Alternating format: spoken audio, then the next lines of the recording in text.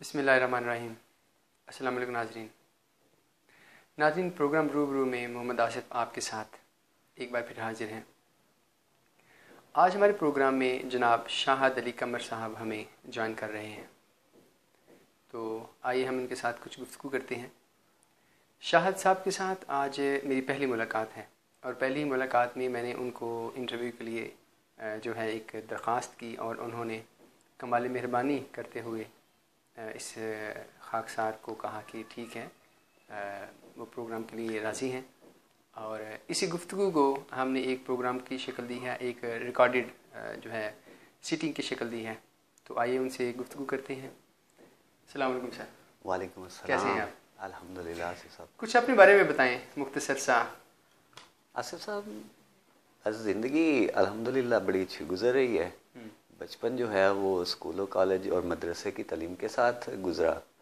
फिर काफ़ी अरसा से जो है तालीम की से फ़ारिग होने के बाद रोज़गार की तलाश में दुबई में हूँ और अल्हम्दुलिल्लाह एक अच्छी जॉब कर रहा हूँ। मुझसे सस्ता तो यही मैं आपको बता शादीशुदा हैं? हाँ जी अल्हम्दुलिल्लाह। शादी कब हुई आपकी? 7 साल कबल शादी हुई है मेरी। अच्छा, तो कोई बेटा बेटी? जी, मेरा माशाल्लाह एक बेटा है और एक बेटी है। सियासत में किस पार्टी को पसंद करते हैं आप? सियासत में मैं आजकल नहीं बल्कि काफ़ी देर से मैं इमरान खान को लाइक करता हूँ और मेरा इमरान खान को लाइक करना वो तो यहूदी एजेंट है। कुछ लोगों के नज़दीक तो शायद मैं भी हूँ। अच्छा, ये बात भी है। इमरान खान के बारे में एक आम तस्वर जो है वो बन चुका है जी कि वो कुछ फ्रस्ट्रेशंस का शिकार लगते हैं। हर चीज़ को वो बहुत जल्द चेंज करने की कोशिश करते हैं। उनके जो दावे हैं, उनके जो बयानात हैं, वो एक मखसूस अरसा गुजरने के बाद जो है वो उनका जो असर है वो ख़त्म हो जाना शुरू हो जाता है। मतलब तब्दीली की जो बात वो करते हैं एक ऑल ओवर, ठीक है, उसमें वो इतना कामयाब नहीं दिखते। पंजाब की सियासत में वो इतना इन नहीं है, इतने फ़ाल नहीं है। उनके दावे बहुत थे, नौजवानों को वो मतलब एक्सेस करेंगे, उनको अट्रैक्ट करेंगे। लेकिन इसके बावजूद पंजाब में जो इलेक्शन हुए वो काफ़ी जो है उनका एक रिज़ल्ट अच्छा नहीं रहा। पीछे ज़िमनी इलेक्शन हुए हैं जनूबी पंजाब में, वहाँ पे वो बहुत ज़्यादा सीटें हार गए हैं, ठीक है। तो ये सारा कुछ जो है वो उनकी जो एक पॉलिटिकली जो सेंस है वो इतनी मैच्योर नहीं दिखती। क्या वजह है? देखिए, मैं आपको एक बात बताता हूँ। मैं इमरान खान को लाइक करता हूँ, ठीक है। अब लाइक करने का मतलब ये है कि उसमें कुछ खूबी है। देखिए, खूबी की अगर मैं बात करूँ दूसरों से तो नवाज शरीफ को पाकिस्तान में इमरान खान से ज़्यादा लोग पसंद करते हैं और इसी वजह से वो तीसरी बार वज़ीर आज़म। नहीं, ये आपका कहना हो सकता है, लेकिन अगर अदादो शुमार पर आप जाएंगे तो मेरा नहीं ख्याल कि इमरान खान की लाइकिंग जो है वो मियाँ साहब से कम हो।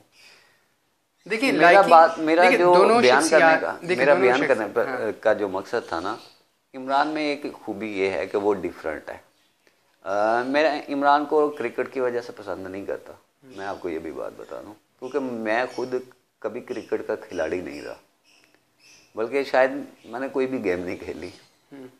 जो कोई गेम नहीं खेलता वो बड़ा गेमर होता है। ये आप कह सकते हैं। तो इमरान खान को मैं पसंद करता हूँ उसके शौकत खानम हॉस्पिटल की वजह से। इत्तेफाक अस्पताल भी नवाज शरीफ ने बनाया हुआ है। नहीं, मैं उस चीज़ से इनकार नहीं कर रहा। तो फिर आप नवाज शरीफ को क्यों? लेकिन ये एक बहुत बड़ा काज था जो वो लेकर चला और उसने उसको पाया तक मिलकर तक पहुंचाया, और सिर्फ उस अकेले नहीं बल्कि हमारे पूरे पाकिस्तान में शौकत खानम पूरे आप ये देखें, मेरे कहने का मकसद ये था, आप ये देखें कि एक इमरान खान चला और पूरे पाकिस्तान ने सियासत से बलातर होकर उसके इस काज को पाया तकमील तक पहुंचने में मदद की। एक मखसूस बीमारी के अस्पताल की बजाय जी अगर एक जनरल अस्पताल बनाया जाए, मैं शौकत खानम के करीब गिर पड़ूँ, सर पे चोट लग जाए, बीमार हो जाऊँ, टांग टूट जाए, सबसे करीब अस्पताल है, मैं वहाँ नहीं जा सकता, ठीक है, मुझे उसका क्या फ़ायदा? देखें, अगर आप इस व्यू की तरफ जाएंगे तो फिर मैं आपको कहूँ कि ये सब चीज़ें बनाना जो है वो रियासत की जिम्मेदारी है। मुझे इंसाफ देना, मुझे तालीम देनी, मुझे तो वो तो सेहत के सारी देखिए पीछे 1 साल पहले 30 अस्पतालों का जो मंसूबा था वो शहबाज शरीफ साहब ने और नवाज शरीफ साहब ने दिया है। तो ये नवाज शरीफ और उनकी हुकूमत सर, ये आप भी जानते हैं और मैं भी जानता हूं, बल्कि पाकिस्तान का हर बच्चा जानता है कि पॉइंट स्कोरिंग क्या होती है। मैं उनके ऊपर शक नहीं कर रहा, मेरी रियासत का सरबराह है। देखिए, अगर वो पॉइंट स्कोरिंग भी करते हैं तो क्या वजह है कि वो कामयाब है? तीसरी बार कामयाब वो किसी और वजह से वो वज़ीर आज़म बनने जा रहे हैं। कामयाब वो किसी और वजह से हैं। पाकिस्तान का जो सियासी ढांचा है ना, वो इस कदर कमज़ोर है कि ज़ात पात और बरादरियों में बटा हुआ है, कबीलों में बटा हुआ है। इमरान खान ठीक है, तो इसमें राय जो है ना, आम आदमी अपनी मर्जी के मुताबिक राय नहीं इस्तेमाल कर रहा। अच्छा, मैंने आपकी वॉल पे देखा कि आप एक इदारे से दूसरे इदारे में जाने वाले या एक टेलीविज़न में काम करने वाले से दूसरी टेलीविज़न में काम करने वाले के हवाले से जो कोई शख्स जो आपके लिए जाता है, आप उसको किस नज़र से देखते हैं? और इसी तरह से एक सियासी पार्टी से दूसरी पार्टी में जाने वाले शख्स को क्या नाम देते हैं? देखिए, हमारे यहाँ पर एक इस्तिलाह चली थी लोटा के नाम से। ठीक है, कि एक पार्टी में एक आदमी काफ़ी देर गुजारता है उसके सियासी मंशूर के साथ, लेकिन कुछ अरसा के बाद वो अपनी पार्टी वाबस्तगी चेंज कर लेता है। तो मैं इसको बुरा नहीं समझता। मेरे नज़दीक इसको लोटा की इस्तिलाह देना बिल्कुल गलत है। देखिए, मैं एक कंपनी में काम करता हूँ या सहाफ़ी एक इदारे के साथ काम करता है। ठीक है, तो कुछ अरसा के बाद उसकी ज़रूरियात बढ़ जाती हैं या उसका जो माइंडली क्रिएशन जो उसके दिमाग के अंदर होती है वो उस अदारे में रहकर पूरी नहीं हो रही होती, तो वो अपना इदारा चेंज कर लेता है। मैं आपकी बात से इत्तेफाक करता हूँ, लेकिन मसला ये है कि हमें वो बैकग्राउंड देखना होगा जिस बैकग्राउंड में ये इस तरह इस्तेमाल की गई है। जी, जब उस बैकग्राउंड को देखते हैं, उस पस मंज़र को देखते हैं, तो ये इस तरह बिल्कुल ठीक और फिट क्यों दिखती है, ख़ासकर सियासी हवाले से? मैं देखता हूँ कि पीपल्स पार्टी की तरफ से अगर एक शख्स उठता है और कहता है कि मुझे नून लीग में ज्वाइन करना है, तो नून लीग की जो सियासत है वो हर शख्स जानता है। ऐसे में आप ये कैसे कह सकते हैं कि उसने एक असूलों की सियासत की वजह से वो पार्टी छोड़ी है? जो है एक लूट मार और करप्शन पीपल्स पार्टी भी कम नहीं करती, नवाज शरीफ भी उसकी जो हुकूमत है वो भी कम नहीं करती। तो ऐसी सूरत में जो दोनों के जो चार्टर्स हैं, जो जिसको हम मंशूर कहते हैं, तो दोनों का मंशूर तो लूटना है, ठीक है ना? तो ऐसे सूरत में अगर एक पार्टी से दूसरी पार्टी को जा रहा है, तो अगर उसको आप लूटा नहीं कहेंगे तो फिर और क्या कहेंगे? नहीं, मेरे कहने का मकसद ये था कि अगर एक पार्टी आप छोड़ते हैं, दूसरी पार्टी ज्वाइन करते हैं, किस लिए छोड़ रहे हैं? इक़्तिदार के लिए? अगर तो इक़्तिदार के लिए छोड़ी जा रही है, तो इक़्तिदार के अलावा और कौन सी वजह है छोड़ने? नहीं, कुछ लोग ऐसे हैं आसिफ साहब, आपको मानना पड़ेगा कि कुछ लोग ऐसे हैं कि जिनके ऊपर करप्शन का दाग नहीं है। देखिए, खाली करप्शन महज पैसे का जो लेना देना है उसमें गबन का या उसमें जो हेर फेर है उसका नहीं होता। आसिफ साहब, हमारे मुल्क में सबसे बड़ा मसला जो है वो करप्शन का है। बिल्कुल करप्शन का है, लेकिन करप्शन में महज पैसा नहीं आता, उसमें तो आपके अखलाक भी आते हैं, आपके जो अखबारी बयानात हैं वो भी आते हैं। लेकिन मेरे अखबारी बयान से या मेरे ज़ाती जो मामलात हैं उससे मुल्क को नुकसान नहीं पहुंच रहा। मैं मुल्क के बारे में इसका मतलब लेकिन करप्शन से मैं थोड़ा सा मुवाजना कर रहा हूँ, करप्शन से पूरे मुल्क को नुकसान पहुंच रहा है। अल्ताफ हुसैन ये कहता है, वो महज कहता है, वो कहता है कि पाकिस्तान बनाना जो है वो बरेसगीर की हिस्ट्री का सबसे बड़ा ब्लंडर था। तो महज कहा ही ना, कोई नुकसान तो नहीं हुआ, उसका मतलब नहीं सर, उन्होंने बाकायदा नुकसान पहुंचाया। आप कैसे कह सकते हैं कि उन लोगों ने नुकसान नहीं पहुंचाया? एक बयान की बात कर रहा हूं। ठीक है, उन लोगों ने क्या कराची जैसे सिटी में कत्लो गारत नहीं की? उस पर कुछ सबूत नहीं है इसका? सर, एजेंसियों के पास इतने पलंदे पड़े हैं, लेकिन ये सब कुछ सियासी मसलहतों के शिकार हैं। इसके बावजूद वो आज़ाद है। हाँ, कह सकते हैं आप। लामा इकबाल साहब कहते हैं कि जमहूरियत एक तर्ज हुकूमत है कि जिसमें बंदों को गिना करते हैं, तोला नहीं करते। आप इस बात से इत्तेफाक करते हैं? बिल्कुल इत्तेफाक करता हूँ। तो फिर और इसके अलावा और फिर ऐसा कौन सा निज़ाम होना चाहिए जिसमें आप लोगों की राय को मुकद्दम समझें या बेहतर समझें? सर देखें, यही तो हमारा अलमिया है कि हमारा दानिश्वर आज के दौर में बैठकर ये डिसाइड नहीं कर पाया कि हमारी मंजिल, हमारा नस्बुल ऐन क्या है। पिछले तकरीबन जब से पाकिस्तान बना है, हम जमहूरियत आमरीत के बीच में चल रहे हैं। ना तो आमरीत हमको पूरी तरह फ़वाइद दे पाई और ना ही जमहूरियत पूरी तरह फ़वाइद दे पाई, ठीक है। तो अब तकरीबन 80-85 साल गुजारने के बाद भी हम लोग क्यों नहीं, हमारा दानिश्वर, हमारे अदीब और हमारा जो मुल्क का सिस्टम चलाने वाला निज़ाम है वो डिसाइड करे। नहीं, उन लोगों ने डिसाइड तो नहीं करना, ये तो मैंने और आपने डिसाइड करना है, ये तो अवाम ने डिसाइड करना है। नहीं सर, अवाम कब बनाती है? अवाम ही बनाती है। नवाज शरीफ को अवाम ने इलेक्ट किया है। नो सर, अमेरिका ने नहीं किया, निज़ाम, रशिया ने नहीं किया। आप बात कर रहे हैं निज़ाम की, मैं निज़ाम के हवाले से आपको जवाब दे रहा हूँ कि जमहूरियत बिल्कुल नाकाम हो चुकी है। कैसे नाकाम हो चुकी है? जमहूरियत डिलीवर नहीं कर पाई। आप देखें, आप इसको वक्त, आप सारे मामलात को एक जगह पर इकट्ठा करके देखें। क्या लोगों में पहले से ज़्यादा सेंस नहीं आई? क्या लोगों में पहले नहीं, जमहूरियत की वजह से सेंस नहीं जो है वो एक शऊर नहीं आया? जमहूरियत की वजह से कोई सेंस नहीं आई। तो क्या आमरीत की वजह से आई है? ना आमरीत की वजह से आई है। किस वजह से आई है? लोगों में शऊर जो पैदा होता है, सेंस जो आती है, वो आती है मीडिया से, तालीम से, मुकालमे से, आपस में मिलजुल कर बैठने से। अगर आप गांव की हिस्ट्री को जानते हैं तो आपको अंदाज़ा होगा या मालूम होगा इस बात का कि हमारे बुजुर्ग जो थे वो दिन भर काम करने के बाद आके बैठक में बैठा करते थे। देखिए, हर चीज़ का एक वक्त होता है, सारी जिंदगी अब मीडिया है ना, आप उस जो बैठक तक का बैठना था या जो एक गांव का एक पिंडाल का जो सिस्टम था, ये हमेशा नहीं चल सकता। देखिए, ये भी एक इर्तिका का एक कॉन्सेप्ट। हाँ जी, तो हमेशा से इस तरह से नहीं हो सकता, चीज़ें तब्दील होती रहती हैं, ठीक है। एक वक्त है, ठीक है, सारा गांव पिंडाल में बैठता था, अब नहीं बैठ सकता, इसलिए अब अगर मैं आपके इर्तिका के फलसफे को लेता हूँ तो वो हमारी बैठक अब फेसबुक बन गई, ट्विटर बन गई, सोशल मीडिया पर हमारी वो बैठक आ गई, इर्तिका हुआ। जमहूरियत में आप मुझे बताएं क्या इर्तिका हुआ? देखिए, जमहूरियत में ये इर्तिका हुआ है कि लोगों में सियासी हवाले से शऊर आया है। नहीं सर, उनके पास ऑप्शन सियासी शऊर के हवाले से जो लोगों में शऊर आया, अगर शऊर नहीं आया तो फिर मुझे बताइए कि नवाज शरीफ और पीपल्स पार्टी और ANP और दूसरी जो बड़ी बड़ी जमातें हैं उनके दरमियान तहरीक इंसाफ का आगे आना क्या सियासी शऊर की अलामत नहीं है?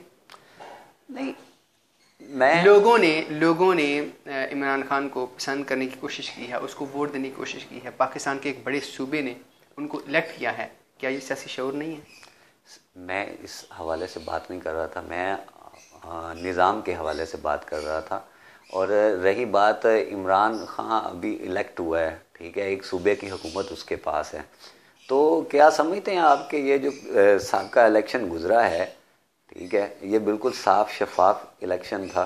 देखिए, आपको मानना पड़ेगा कि ये बहुत हद तक साफ और शफाफ इलेक्शन था। अगर नहीं था तो आप बाइकआउट करते?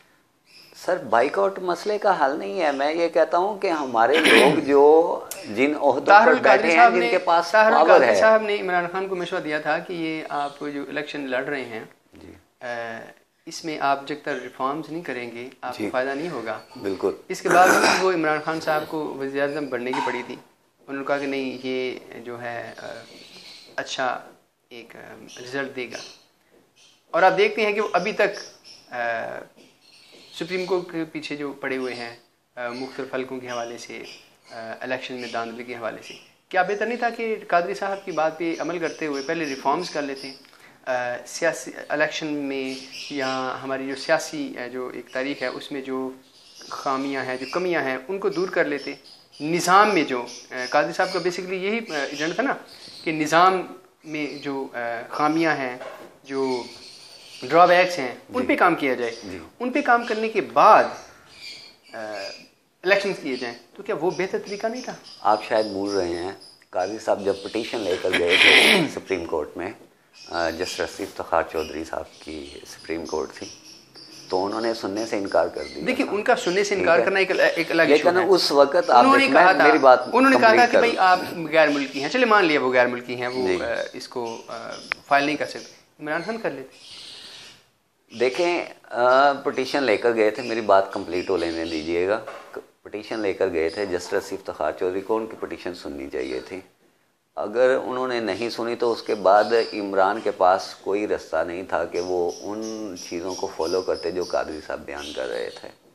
हालांकि कादरी साहब गलत बात नहीं कर रहे थे, लेकिन हमारे मुल्क का निज़ाम और कानून और आइन इस तरह का है कि निगरान हुकूमत जो है वो कुछ भी रद्द बदल नहीं कर सकती। निगरान हुकूमत के पास जो सिस्टम है मैकेनिज़्म के तहत वो सिर्फ इलेक्शन करवा सकती है, ठीक है।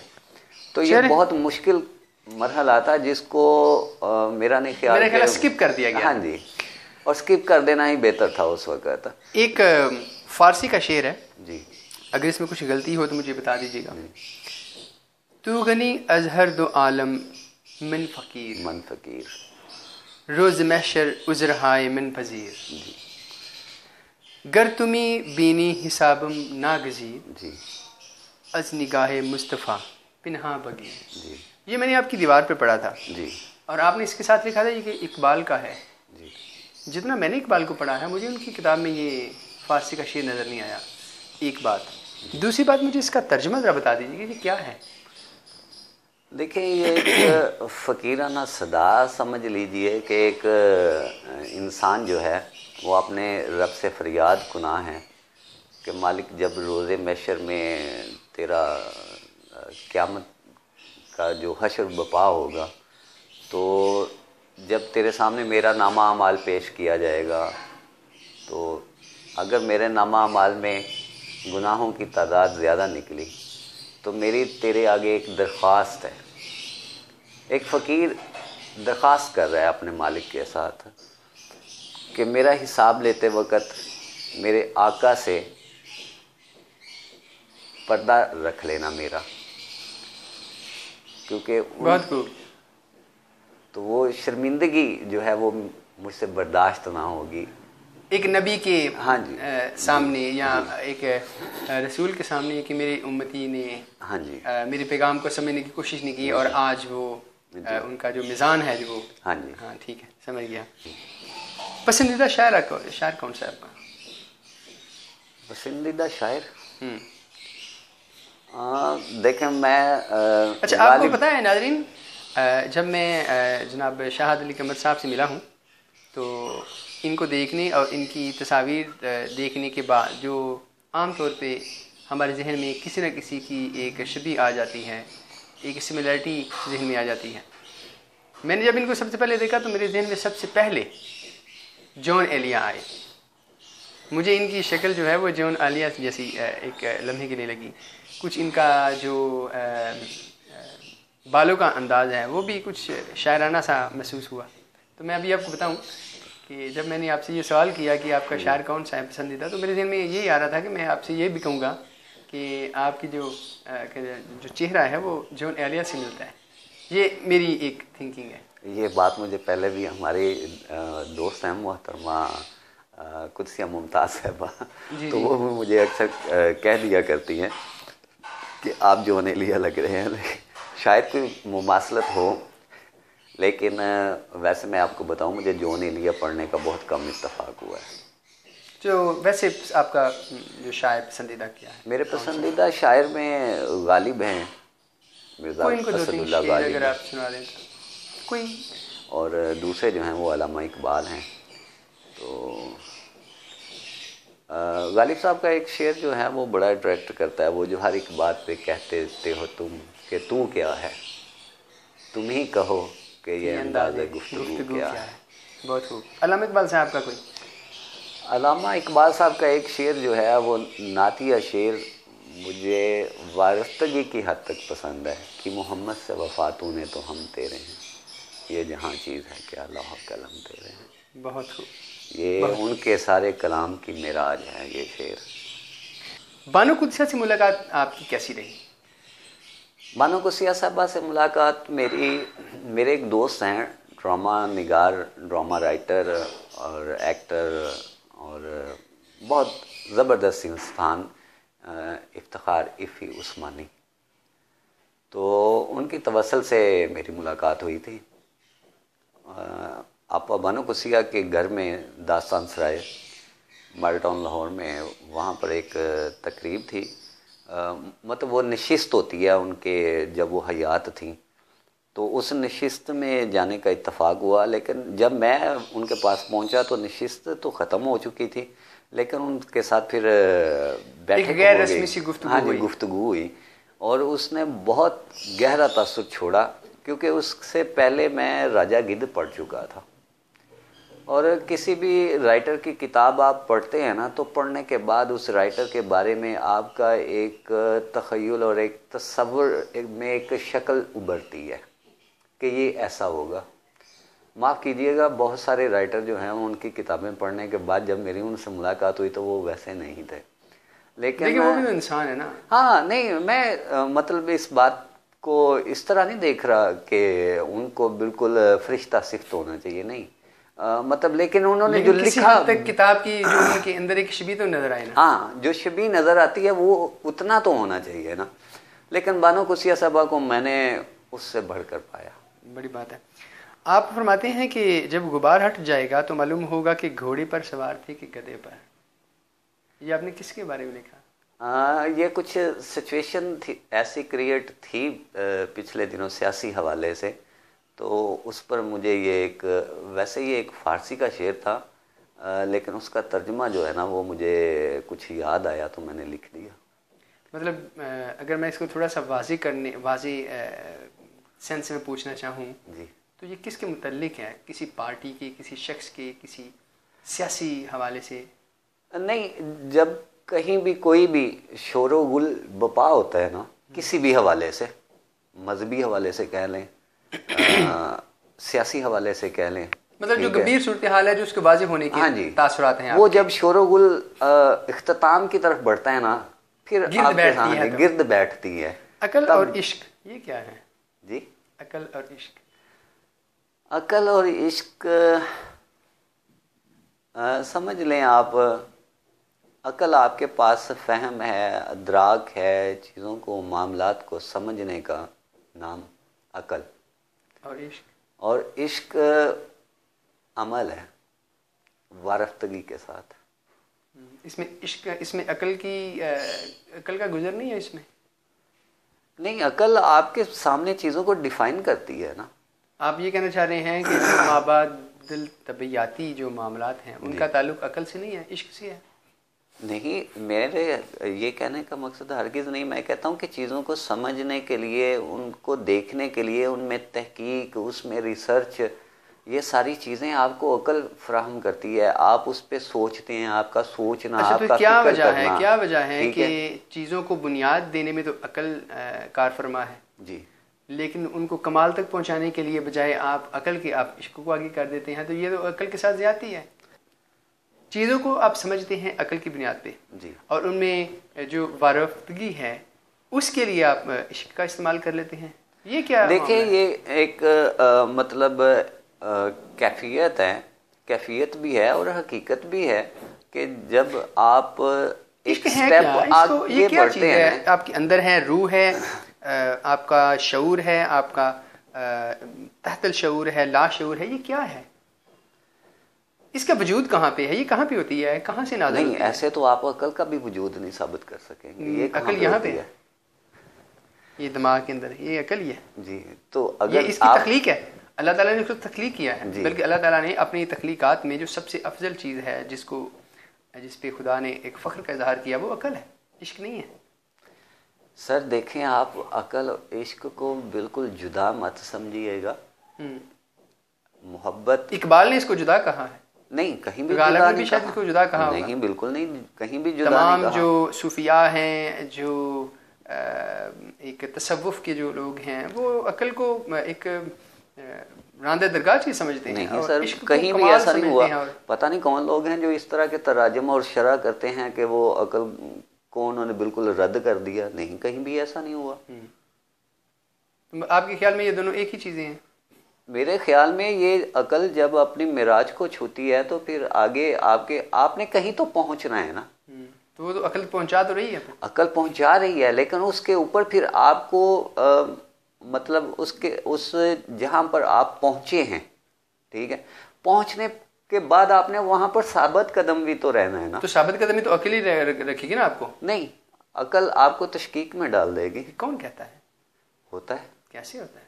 क्योंकि अकल का जो अकल इश्क से तक पहुंचने के रास्ते हैं। आप ये बात मान रहे हैं कि एक हद के बाद जो अकल है वो ख़त्म हो जाती है, उसके बाद इश्क है? नहीं, कल मैं खत्म कब कह रहा हूँ? आप खुद कह रहे हैं कि नहीं, पहुंचने का क्या, आप सीढ़ी के ऊपर चढ़ रहे हैं तो पिछले जो आपके तख्ते हैं क्या वो खत्म हो जाएंगे? आप उनको खत्म करने की कोशिश कर रहे हैं ना। अभी कह रहे हैं कि अकल जो है वो एक हद तक है, उसके बाद उसको किसी चीज़ को कमाल तक पहुंचाने का जो रास्ता है वो अकल है। इसका मतलब ये नहीं है कि वो कमाल तक पहुंचाती है। आप ये कहना चाह रहे हैं कि एक हद है, एक लिमिट है, उसके बाद अकल की जो कार फरमाई है वो ख़त्म हो जाती है। हरगिज़ ऐसी बात नहीं है। अकल आपको लेकर चलती है, आप अकल के साथ चलते हैं, लेकिन साथ साथ इश्क भी चलता है, साथ साथ मोहब्बत भी चलती है।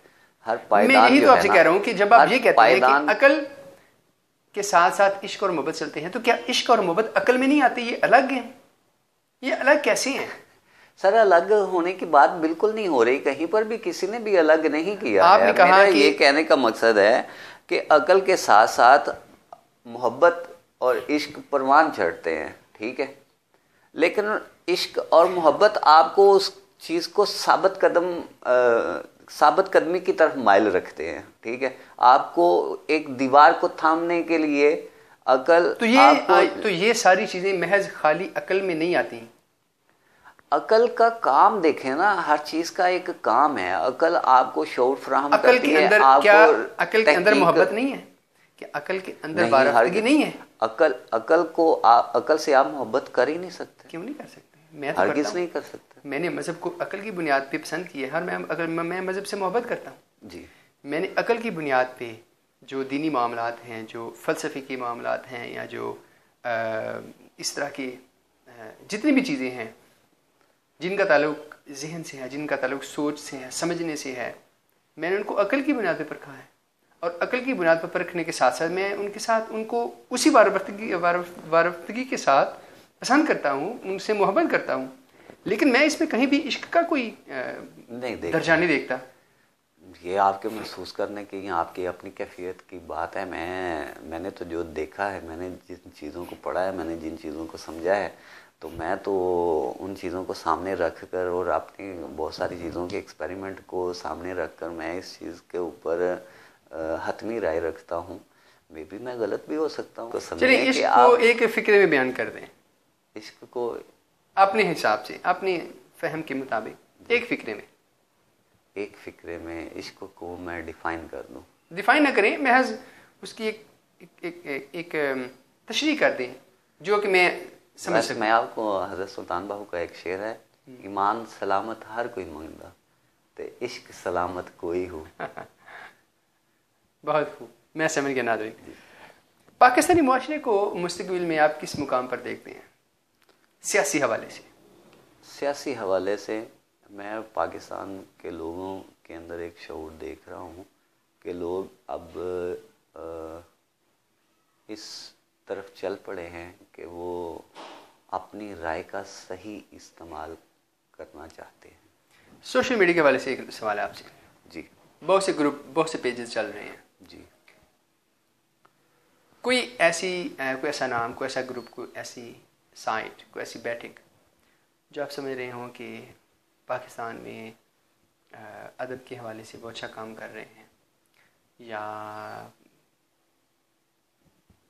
मोहब्बत, रवादारी और अमन का दर्स देने के हवाले से उनका काम जो है वो काबिल गौर है या काबिल तहसीन है?